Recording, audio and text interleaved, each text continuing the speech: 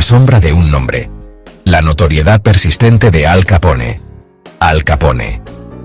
El nombre solo evoca imágenes de trajes a rayas, jazz de los locos años 20 y la violencia brutal del bajo mundo de Chicago. Capone, a pesar de haber muerto hace décadas, sigue siendo una figura notoria en la historia estadounidense.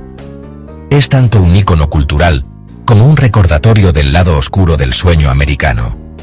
Su historia es una de ambición y crueldad, una advertencia sobre la fascinante atracción del poder y las consecuencias devastadoras de una vida impregnada de crimen. Comienzos en Brooklyn. Un joven a la deriva.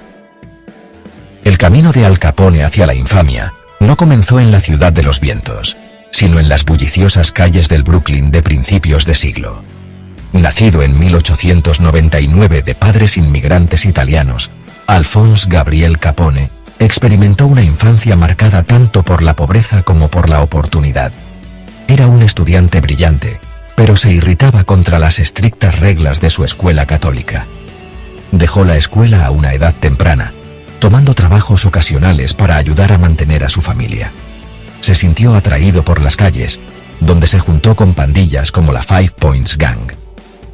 Las primeras actividades criminales de Capone fueron de poca monta.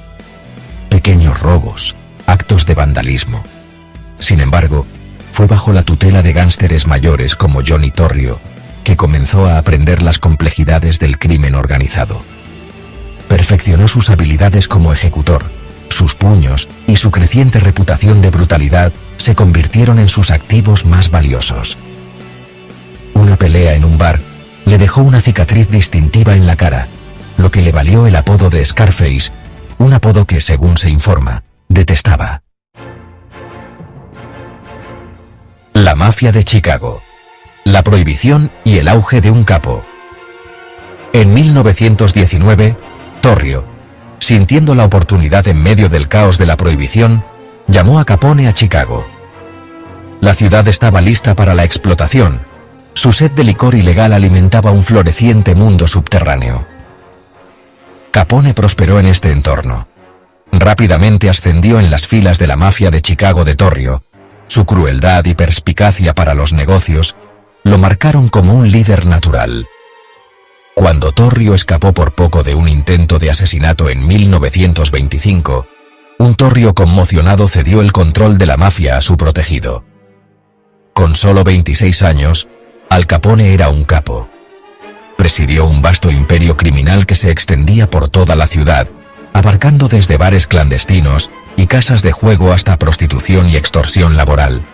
Cultivó la imagen de un hombre de negocios respetable, incluso participando en la filantropía para reforzar el apoyo público. Pero debajo de la apariencia de respetabilidad, se escondía una mente maestra criminal despiadada. Sangre en el asfalto, la masacre del día de San Valentín y el precio del poder. El reinado de Capone se basó en la violencia, y su disposición a eliminar rivales se volvió legendaria. Su acto más infame, la masacre del día de San Valentín de 1929, consolidó su reputación de brutalidad. En esa fría mañana de febrero, 7 miembros de la pandilla rival del lado norte fueron alineados contra la pared de un garaje y asesinados a sangre fría. La masacre, un acto calculado de venganza, conmocionó a la nación y atrajo un escrutinio sin precedentes sobre Capone y sus operaciones. A pesar de sus intentos de distanciarse de la masacre, la protesta pública fue inmensa. Las agencias de aplicación de la ley, frustradas durante mucho tiempo por la capacidad de Capone para evadir la justicia, intensificaron sus esfuerzos para derribarlo. Capone, a pesar de todo su poder e influencia, se había convertido en una carga, un símbolo de la anarquía desenfrenada que se apoderaba de la nación. Tras las rejas, la caída de Al Capone y el legado de Scarface.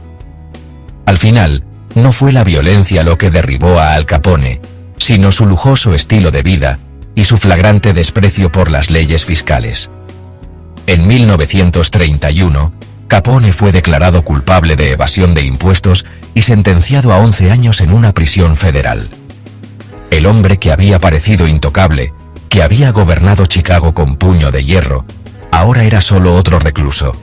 El tiempo de Capone en Alcatraz, la notoria isla prisión en la bahía de San Francisco, lo quebró física y mentalmente. Sufriendo los efectos de la sífilis, su mente y cuerpo se deterioraron. Fue liberado en 1939, una sombra de lo que fue.